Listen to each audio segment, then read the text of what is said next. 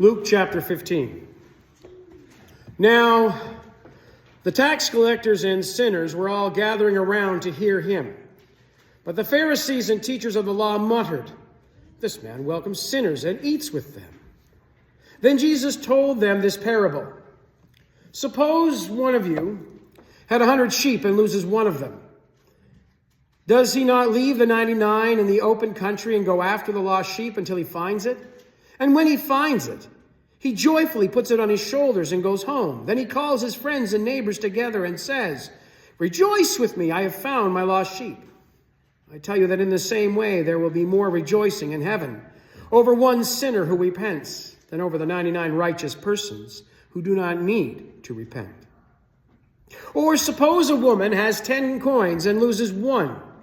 Does she not light a lamp, sweep the house, and search carefully until she finds it? And when she finds it, she calls her friends and neighbors together and says, "Rejoice with me, I have found my lost coin." In the same way, I tell you, there is rejoicing in the presence of the angels of God over one sinner who repents. Jesus continued, "There was a man who had 2 sons. The younger one said to his father, 'Give me my share of the estate.' And so he divided his property between them. Not long after that, the younger son got together all he had and set off for a distant country, and there squandered all his wealth on wild living. After he had spent everything, there was a severe famine in that whole country, and he began to be in need. So he went and hired himself out to a citizen of that country, who sent him into his fields to feed pigs.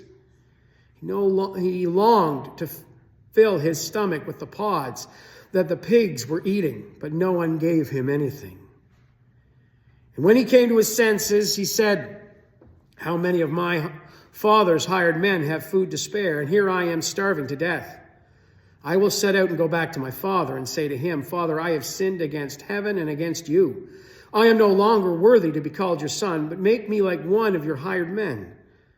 So he got up and went to his father. But while he was still a long way off, his father saw him and was filled with compassion for him and ran to his son, threw his arms around him and kissed him. And the son said to him, 'Father, I have sinned against heaven and against you. I am no longer worthy to be called your son.' But the father said to his servants, 'Quick, bring the best robe and put it on him. Put a ring on his finger and sandals on his feet. Bring the fattened calf and kill it. Let us have a feast and celebrate. For this son of mine was dead and he is alive again. He was lost and he is found.' And so they began to celebrate.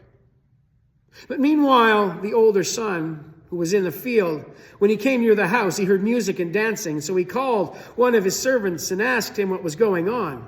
'Your brother has come,' he replied, 'and your father has killed the fattened calf because he has come back safe and sound.' The older brother became angry, and he refused to go in. So his father went out to him and pleaded with him.